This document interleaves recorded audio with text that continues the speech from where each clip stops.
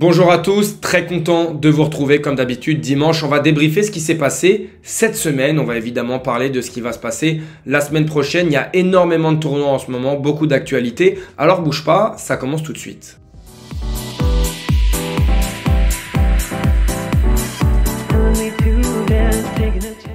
On commence à Marseille où Hugo Humbert vient d'être titré une nouvelle fois sur dur indoor. En France, on regarde les 19 derniers matchs disputés par le Français sur dur intérieur. Titre, deuxième place. Un match en Coupe Davis et titre à Marseille. Bref, en fait, je voulais vraiment prendre un peu de temps pour parler de ce qui se passe avec Hugo Humbert sur dur indoor. Ça me fait un petit peu penser à ce qui se passait il y a encore une quinzaine, vingtaine, trentaine d'années dans le tennis. Ça veut dire qu'aujourd'hui, avec le Français, on a un vrai spécialiste de surface. Alors, un petit peu plus prononcé puisque ça se déroule surtout en France, c'est très bon résultat. Mais on a un Hugo Humbert qui est clairement un spécialiste du dur très rapide, en tout cas du dur indoor. Il y a des durs indoor qui sont plus ou moins rapides, d'autres très rapides, mais en tout cas, ce qui est sûr, c'est que ce sont des conditions qui lui conviennent extrêmement bien et que ses résultats sur cette surface et sur d'autres résultats ne sont pas du tout les mêmes. Alors, on a encore aujourd'hui le dur et la terre battue. On sait que le gazon a été vachement ralenti, mais fut un temps, on avait des vrais spécialistes de surface, de terrain. Et là, aujourd'hui, ce que je constate avec Hugo Humbert, c'est qu'on a un vrai spécialiste de cette surface et que c'est vraiment dommage, en tout cas pour lui, qu'il n'y ait pas de grand chelem parce que franchement, on pourrait croire à un dernier carré, voire à une finale, tellement on a l'impression qu'il peut battre presque tout le monde. C'est vrai que le match-up face à Zverev est très compliqué, mais sinon, sur tous les autres match-up, en Coupe Davis, il bat Fonseca. Bon, Fonseca sur dur indoor, pour l'instant, il n'y a pas encore énormément de références, mais à Bercy, il bat Alcaraz. Bref, ça y est, il commence à se faire un tableau de chasse très bon. Et le Français, mine de rien, avec sa patte de gaucher et ses frappes très rectilignes, très à plat, sa façon de relancer en plongeant dans le service adverse, ça lui offre énormément de bons résultats. Donc moi, c'est vraiment comme ça que j'ai envie de le dire. J'ai envie de dire que ça manque de spécialistes de surface comme lui un petit peu sur le dur indoor. Alors oui, vous allez me dire, on a les spécialistes de terre battue, comme en ce moment avec la tournée sud-américaine où tous les spécialistes de terre battue vont là-bas, genre les Navonnet, etc. Mais quand même, je dois dire qu'Hugo Humbert, sur cette surface, m'impressionne à chaque fois que je le vois jouer. Il a une capacité à faire des coups gagnants et à mettre son adversaire très loin de la balle qui est franchement assez hallucinante. On va aussi regarder les stats de cette finale, toujours aussi précis au service, 13 aces, 0 double faute et regardez seulement 50% de premier service, c'est assez incroyable mine de rien de tourner seulement à 50% de premier service et de réussir à être aussi imperturbable, j'ai envie de dire 82% derrière sa première balle, 67% derrière la deuxième balle. Elle est là la grosse différence avec Medjedovic qui lui a tourné seulement à 48%. C'est aussi l'occasion après de parler un petit peu de Medjedovic, mais on va d'abord continuer sur Hugo Humbert parce que Hugo Humbert mine de rien c'est vraiment un développement qui est depuis 2-3 ans, depuis le Covid, j'ai envie de dire, où il était tombé extrêmement bas. Et là, on sent des progrès. On sent que c'est en train de se concrétiser. Là, on le voit, c'est le parcours en Master 1000 où il y avait troisième tour, deuxième tour, premier tour, deuxième tour. Allez, un petit quart de finale à Shanghai, une grosse déception à Paris, mais c'était contre Zverev. On l'a déjà dit, un match-up très compliqué pour lui. Et là, en 2024, c'était déjà mieux. Troisième tour, quart, troisième tour. Petite rechute, 2, premier 3 et une finale à Bercy. Cette année, vraiment, parce qu'on pourrait comparer aussi avec son parcours en Grand Chelem. Le parcours en Grand Chelem, on va le retrouver tout de suite. Les parcours en Grand Chelem ici. On peut le voir. Troisième tour à l'Open d'Australie. Premier tour à Roland-Garros. On va aussi comparer ses parcours en Grand Chelem, puisque l'année dernière, ses défaites contre Hurkacz, Sonego, Alcaraz et Commezzana à l'US Open. Moi, là-dedans, il y a vraiment la défaite à l'US Open qui me dérange. Ensuite, à Roland-Garros, je ne vais pas être exigeant envers Hugo Humbert. Son jeu est très compliqué sur terre battue, malgré des énormes progrès. C'est une surface sur laquelle il a toujours eu du mal, premier ou deuxième tour à Roland. En tout cas, ce qui est sûr, c'est que je l'attends sur le 3e et le 4e Grand Chelem de l'année. Wimbledon et l'US Open, je suis désolé, il doit faire bien mieux que ça. Alors là, on va pas lui jeter la pierre, il perd contre Carlos Alcaraz et c'était d'ailleurs un super match. Mais Hugo Humbert sur gazon, il a tout pour réussir. Je suis désolé, avec un tableau un petit peu plus ouvert, si tu ne joues pas contre Carlos Alcaraz, je pars du principe qu'il peut battre n'importe qui. Allez, on peut mettre Sinner et Alcaraz un peu au-dessus. Et encore, Sinner à Wimbledon, c'est pas encore des énormes références. Mais Hugo Humbert, en Grand Chelem et en Master 1000, il est est temps de passer un cap. Alors, gagner un Master 1000, bon, gagner un Grand Chelem, ça va être très dur, mais gagner un Master 1000, je vais te dire pourquoi pas. Il y a toujours chaque année une petite surprise à droite, à gauche, sur un dur ultra rapide, sur un dur américain, pourquoi pas. En tout cas, surtout avec l'absence de Yannick Sinner, on en avait parlé, mais en tout cas, ça, ce n'est plus possible pour son statut de joueur qui maintenant s'installe confortablement dans le top 15. Aujourd'hui, Hugo Humbert, il a 26 ans, il est très jeune, il joue le meilleur tennis de sa vie, même s'il a été 13e mondial, et ce n'est plus possible de le voir faire des défaites face à des joueurs comme Commezzana qui sont censés être bien moins forts que lui, surtout en Grand Chelem où il y a des 3-7 gagnants, il commence à avoir énormément d'expérience. Donc cette année, effectivement, on sait qu'en dur indoor, il va performer, on sait qu'en 250 et en 500, il va performer. Il est temps, malgré la séparation avec Jérémy Chardy, de passer un cap pour notre Français. On fait un petit tour du côté du tableau avec évidemment la surprise Medjedovic, la surprise oui et non, puisque c'est un joueur, on en a déjà parlé, on l'attend, ça y est, il est en train de performer, il a étrillé Daniil Medvedev, c'était vraiment un match à sens unique, c'était assez ridicule. Medvedev n'avait absolument aucune solution. Medjedovic, j'ai trouvé qu'il avait été suffisamment patient, il avait réussi à utiliser à bon escient le slice, notamment le slice longue ligne, face à un Daniil qui avait du mal à créer du jeu, qui avait même changé de raquette, qui avait même changé de cordage en plein match, il avait du mal à trouver son rythme. On va regarder très rapidement les stats. Regardez bien, Daniil Medvedev face à Medjedovic, c'est seulement 29% derrière sa deuxième balle. C'est-à-dire qu'il est dépendant de sa première balle, mais même derrière sa première balle, il tourne seulement à 59%,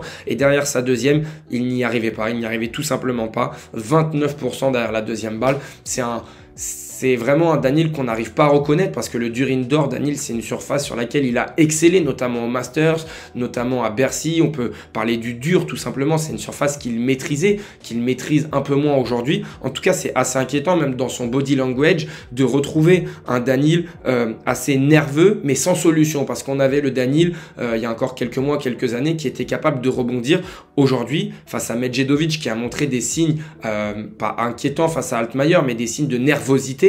Là, Daniil, à aucun moment, il a réussi à inverser la tendance. Medjedovic a très bien utilisé aussi le slice côté égalité, voyant Medvedev se mettre extrêmement loin en retour. On voyait un Medjedovic s'écarter à droite pour essayer de slicer au maximum, sans servir super fort. Mais voilà, derrière sa première balle, Medjedovic, c'était 76%. Donc franchement, il y avait un écart de niveau entre les deux joueurs. C'était assez impressionnant. Et puis voilà, on a eu un Zizou Bergs, mine de rien, qui lui aussi progresse mois après mois, je trouve, qui a terminé avec le circuit Challenger, qui ça y est s'installe sur le circuit ATP. Donc c'est des nouveaux joueurs, des nouveaux profils qui arrivent, Medjedovic, Zizou Bergs et d'autres joueurs qui sont un petit peu sur le déclin, en tout cas en ce moment, comme Daniil Medvedev. On part du côté de Buenos Aires avec João Fonseca. On va d'abord commencer par la pépite brésilienne qui va jouer ce soir sa finale face à Francisco Cerundolo et on risque d'avoir un match électrique, d'avoir un match exceptionnel. Argentin contre Brésilien, ça se déroule à Buenos Aires, mais on sait qu'il y a énormément de Brésiliens là-bas. On l'a vu dans les matchs de Fonseca où l'ambiance était clairement assez incroyable à chaque match. Il a notamment joué 3 Argentins avant de battre Laslo Djere en demi-finale déjà. Ce qu'il faut voir avec João Fonseca, c'est qu'il frappe plus fort que la moyenne des joueurs sur le circuit. Vitesse de son coup droit 83 mph contre 76 pour la moyenne du tour, 75 mph en revers contre 70 sur la moyenne du tour. Il leur met quand même une bonne distance sur cet aspect-là. Et ce qui est à noter, c'est que Fonseca aujourd'hui est un joueur, on a l'impression déjà d'expérience. Il faut voir les scénarios qu'il a eu. Il a réussi à se sortir d'un bourbier face à Navone. Il a réussi à battre 3 Argentins chez eux. Hier contre Laslo Djere, il a servi pour le match dans la deuxième manche avant de perdre 4 jeux de suite pour se faire égaliser à une manche partout. Arrivé dans la troisième manche, il fait appel au kiné. Laslo Djere sort de son match et là, Fonseca a enchaîné une série de points en mettant coup gagnant sur coup gagnant. C'est assez hallucinant la capacité qu'il a de faire avancer la balle sans produire énormément d'efforts. Il est capable de faire des coups gagnants à foison et il a déjà un coup signature, c'est le revers longue ligne. Un petit peu à la Novak Djokovic quand on a découvert le Serbe. Fonseca aujourd'hui, il a une façon de jouer son revers longue ligne qui est absolument merveilleuse. Vraiment, il a sauvé une balle de match comme ça contre Navone, il me semble, où il envoie un missile longue ligne en revers, mais en toute décontraction. On sent que c'est pas forcé, on sent qu'il le maîtrise. Et ça, c'est un coup signature. Il y avait aussi une stat qu'on avait vue l'année dernière dans un de ses matchs, c'est qu'il avait plus joué longue ligne que croisé. On sait que jouer longue ligne est beaucoup plus difficile que de jouer croisé. Croisé t'offre beaucoup plus de sécurité, plus de temps, il y a plus de distance à parcourir pour la balle. Le filet est plus bas. Longue ligne, on sait que les différences se font peut-être un peu plus vite, mais au détriment d'un pourcentage plus faible. Et là, Joao Fonseca, c'est clair et net dans ses matchs. Il a une capacité, même en coup droit, à partir longue ligne avec une sécurité qui est assez hallucinante et assez inquiétante pour ses adversaires. Franchement, je suis, et je pense comme tout le monde, et comme Andy Murray, on est émerveillé par ce joueur et on a hâte de voir le premier Fonseca Alcaraz. J'ai même hâte de voir le Fonseca Sinner parce que ce sont des joueurs différents, on l'a déjà dit. Mais voilà, c'est assez drôle de voir Andy Murray nous parler comme ça de Fonseca Alcaraz. Peut-être très bientôt, en tout cas, ça risque d'arriver dès cette année, on l'imagine. On va faire un petit point sur le tableau parce qu'il n'y a pas que Fonseca à Buenos Aires. Il y avait aussi Alexander Zverev qui a été incapable de produire du jeu sur cette terre battue assez lourde, assez lente argentine face à Cerundolo qui lui, on parle du fusil à pompe côté coup droit de Fonseca, mais Cerundolo en coup droit c'est pareil. Le garçon a un coup droit exceptionnel sur cette surface où il a du temps, il est capable de développer, vraiment de développer une puissance assez hallucinante. Donc, franchement, c'était pas une énorme surprise que de voir Cerundolo battre Alexander Zverev, en tout cas dans ces conditions. Sur une terre battue européenne, c'est peut-être un petit peu plus surprenant parce que Zverev fait quand même office de grand favori. Et encore, Cerundolo sur terre battue est un sacré client. Mais sur la terre battue sud-américaine, chez lui, à domicile, dans cette ambiance, bah franchement, j'étais pas étonné. Il faut voir la tête du deuxième et du troisième set où Alexander Zverev a été incapable de créer du jeu avec son coup droit. Il n'a pas réussi à faire une seule différence. C'est assez inquiétant, vraiment. Et on voit chaque année des joueurs européens aller en Amérique du Sud et se prendre des murs. Très clairement, on a eu Arthur Fils l'année dernière. Là, on a Holger Rune qui a pris un mur. Lui qui n'a jamais gagné un match à Buenos Aires. Vraiment, à chaque fois qu'il arrive sur le continent, il perd son premier match quand il arrive d'Europe. Donc c'est assez incroyable de voir la telle différence, la densité et la qualité des joueurs en Amérique du Sud, mais surtout les conditions qui sont très différentes et c'est très dur de s'y adapter. On a ensuite le forfait de Musetti, c'était un peu ma déception parce que Musetti c'est un joueur qu'on aime voir jouer, c'est un artiste et là apparemment il va être aussi forfait pour Rio, on parlera de Rio après. Et donc ce soir, on a la finale, Cerundolo face à Joao Fonseca. C'est quand même un match popcorn, un match assez exceptionnel, je trouve, avec Joao Fonseca, un joueur que tout le monde aime déjà, et puis Cerundolo qui est un joueur un petit peu sous-coté, je trouve en tout cas. Donc franchement, si vous voyez cette vidéo avant le match, je vous conseille de vous brancher dessus parce que ça risque d'être assez exceptionnel. Un petit tour du côté quand même de Delray Beach, le tournoi que j'ai le moins regardé de cette semaine avec la défaite de Taylor Fritz et peut-être enfin l'année 2025, l'année de Davidovich Fokina, lui qui fait un excellent tournoi quand même, il faut le souligner. Il met 2 tie-break à Taylor Fritz, il bat Arnaldi qui faisait un bon tournoi et il va jouer ce soir sa finale face à Kekmanovic. Davidovich Fokina, c'est quand même un joueur ultra frustrant parce que quand on le regarde jouer, c'est un joueur qui sait absolument tout faire. Il a lui aussi tous les coups du tennis. Il a énormément de qualité. Il a une certaine foudre aussi dans le bras, mais il est aussi assez inconscient et inconstant. C'est ce qui fait son charme dans quelques situations, comme son service cuillère à Wimbledon face à Holger Rune. On s'en souvient évidemment tous, je l'imagine. C'est un joueur, moi, que j'aime beaucoup. C'est un joueur assez attachant. Voilà, j'aimerais bien que Davidovich Fokina arrive enfin à se lancer parce qu'il a le potentiel pour se rapprocher d'un top 30, d'un top 20. Donc on va voir, peut-être que ça commence dès ce soir avec un titre à Delray Beach. On fait un petit tour du côté du circuit Challenger avec Carreño Busta qui enchaîne. C'est assez intéressant ce qui s'est passé sur le circuit Challenger cette semaine. On a Carreño Busta qui la semaine dernière avait remporté Challenger à Tenerife et qui cette semaine fait le doublé. Et on a aussi notre français Kirian Jacquet qui lui aussi fait le doublé en Inde en remportant les 2 Challengers là-bas. Donc c'est assez incroyable d'enchaîner 10 victoires de suite. Franchement, c'est une perf monstrueuse physiquement, que ce soit pour Kirian Jacquet qui va arriver à son meilleur classement numéro 156 et puis Carreño Busta lui par contre qui est un petit peu plus âgé, qui était tombé hors du top 800. C'est voilà, Avantage Tennis, très bon site aussi si vous ne connaissez pas. Franchement, c'est incroyable de voir des joueurs enchaîner. On connaît la certaine théorie, quand on gagne un titre, normalement le tournoi d'après ça devient très compliqué, on perd au premier tour. Là, de voir ces deux joueurs-là remporter et faire le back-to-back, franchement, chapeau, ça fait plaisir. C'est assez impressionnant. On fait un petit point sur ce qui va se passer la semaine prochaine. La semaine prochaine, on part du côté de Rio, où il n'y a qu'un seul top 10, Alexander Zverev, bien seul. Holger Rune, apparemment, n'est plus dans la liste. Musetti risque aussi de sortir de la liste. Donc, ça voudrait dire qu'on a Alexander Zverev et ensuite Tabilo et Cerundolo. Bref, on a un tableau extrêmement faible pour un ATP 500. C'est sûrement l'ATP 500 le plus faible de l'année et peut-être même, franchement, j'ai envie de me mouiller des 10 dernières années, des 20 dernières années, peut-être même de l'histoire. On est sur un ATP 500.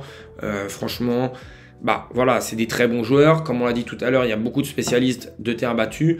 Mais ça ne fait pas rêver, on dirait un 250. D'ailleurs, le tableau de Buenos Aires cette semaine était plus rempli, plus intéressant que celui de Rio. On risque d'avoir Fonseca un peu émoussé physiquement aussi, qui, à mon avis, n'est pas sûr de jouer Rio. Ça dépendra de son résultat en finale, mais quand même, ça serait d'ailleurs décevant de ne pas le voir à domicile chez les Brésiliens. Et de l'autre côté, à Doha, par contre, là, on a un tableau, mais qui est exceptionnel. On a l'impression que c'est un Master 1000, voire un grand chelem. On va avoir des matchs popcorn tous les jours. On a évidemment Yannick Sinner qui n'est pas là. 1, 2, 3, 4 top 10 avec Rublev 5. On a le retour de Novak Djokovic. Donc tout ça, on va suivre ça de très près. Même si j'adore Rio, évidemment qu'on va se pencher un petit peu plus sur le tournoi de Doha parce que là, on a toutes les méga stars. On a Dimitrov qui revient. On a Hugo Humbert qui va enchaîner. Bref, on a quand même de quoi faire. On fait un petit point sur Tennis Draw Challenge. Cette semaine, j'ai pas été mauvais. À Marseille, j'ai terminé deuxième derrière Gazou. Et à Buenos Aires, pour l'instant, je suis premier ex-aequo. On est plusieurs à être premier ex-aequo.